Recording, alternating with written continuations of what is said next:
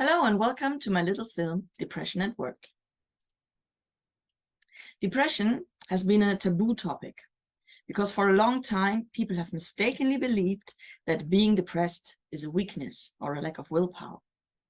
Depressive people, afraid to be labeled weak, have become masters in hiding their disease while the number of depressed people grows.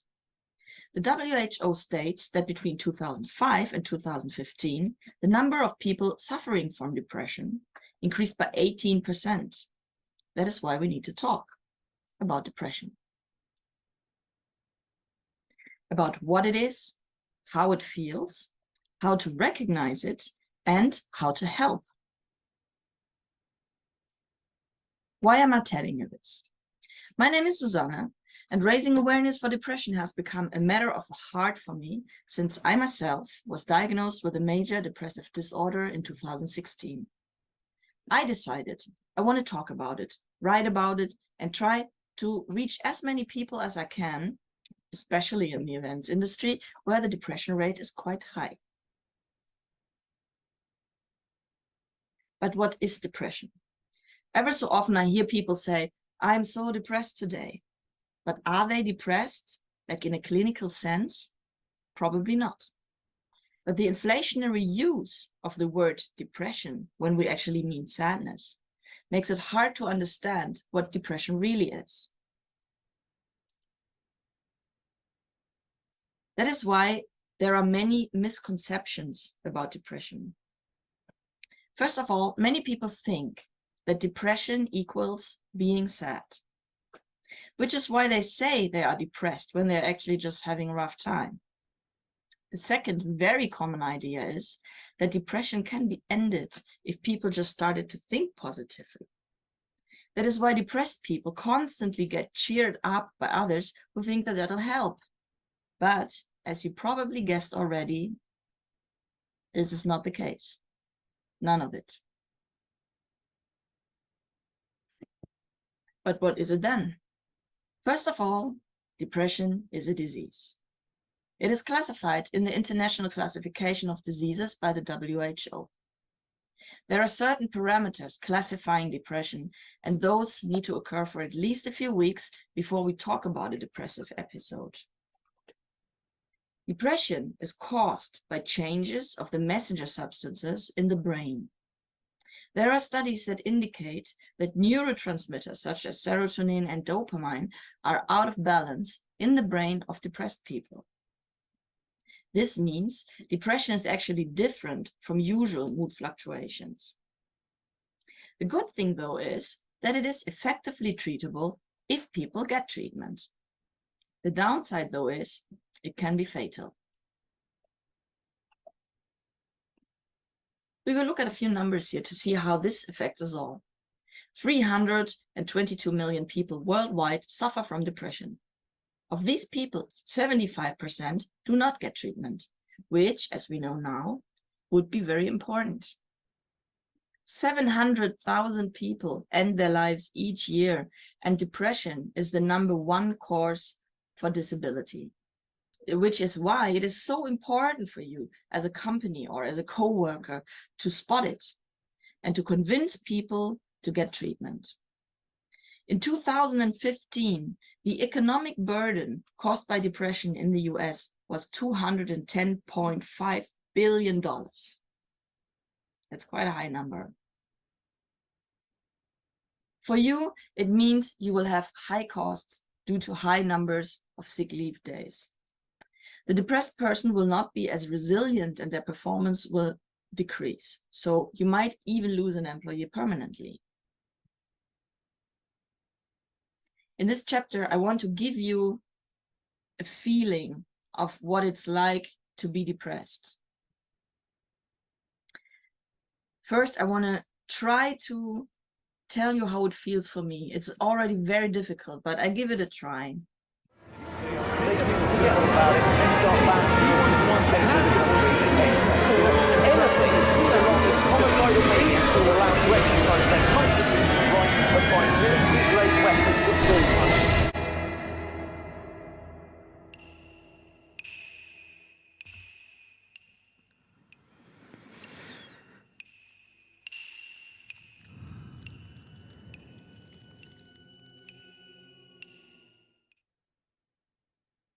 There's another person who tried to explain depression, and that is the author J.K. Rowling.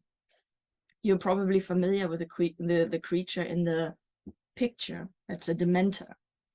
And J.K. Rowling describes Dementors as feeding on every good feeling, every happy memory, until a person is left with nothing but his worst experience. And J.K. Rowling is also suffering from depression. But there are many other people suffering from depression besides J.K. Rowling. And that is, for example, Winston Churchill. And Winston Churchill named his depression the Black Dog, which is why author Matthew Johnstone, he wrote a book about his depression, and he called it Living with a Black Dog. This is Matthew Johnstone. And we will now see a very short video where he explains his experience with depression. I had a black dog. His name was Depression. Whenever the black dog made an appearance, I felt empty and life just seemed to slow down. He could surprise me with a visit for no reason or occasion. The black dog made me look and feel older than my years. When the rest of the world seemed to be enjoying life, I could only see it through the black dog.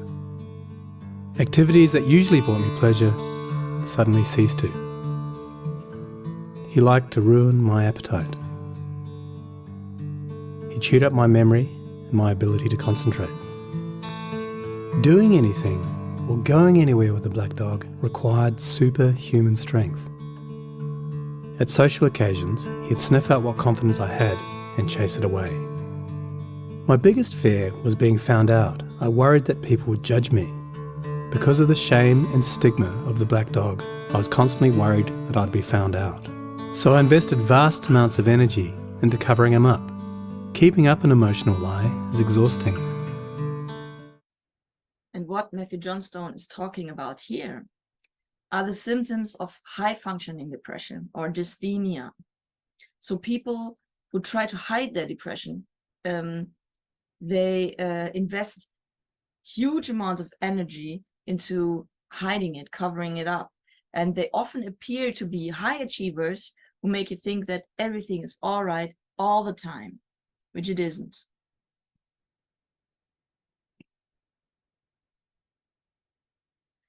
So knowing all this, you might think it's probably impossible to recognize depression in another person, but it isn't. You just have to look very closely. People with depression usually suffer from a lack of drive. There's just no energy left at all. Like I said before, they invest a lot of energy into appearing to be happy or fine. So there's no energy left for anything else. So example for me, it was like when I had a depressive episode, I just couldn't even take my clothes off before I went to bed. Then if you meet someone who is always fine, that should be suspicious. You should be skeptical, because no one is fine all the time. Depressed people often sleep poorly.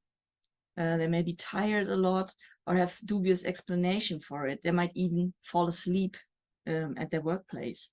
So if you see that happening, be kind and be extra aware.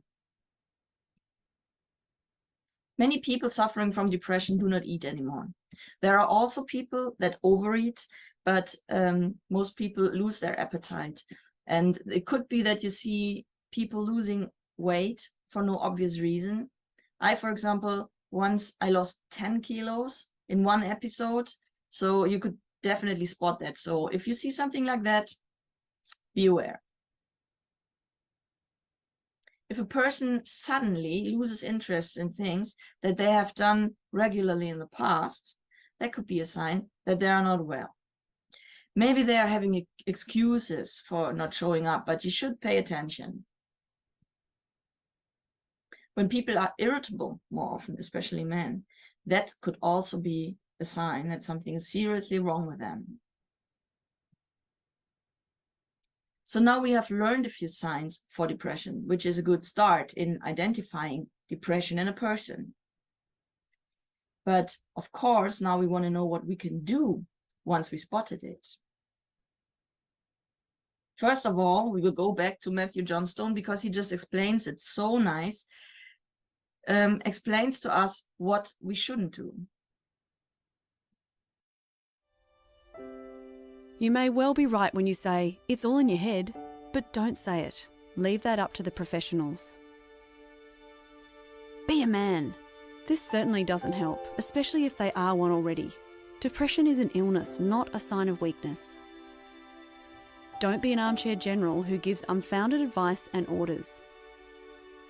Being thoughtful and kind will never go amiss, but don't try and jolly them along. It can often make them feel worse. Don't point out that there are people in this world far worse off than them. It just adds to their feelings of guilt and hopelessness. To summarize this, we learned that, for example, giving advice is not good. It doesn't help, even if you're right. Instead, it gives a sick person the feeling that they are not being taken seriously, if you know what I mean. Don't cheer them up. Cheering up doesn't help either. It only adds to the misery. Don't judge. That's very important because no one is depressed of their own free will. And don't ask them to get a grip. Depressed people can't end their depression by willpower.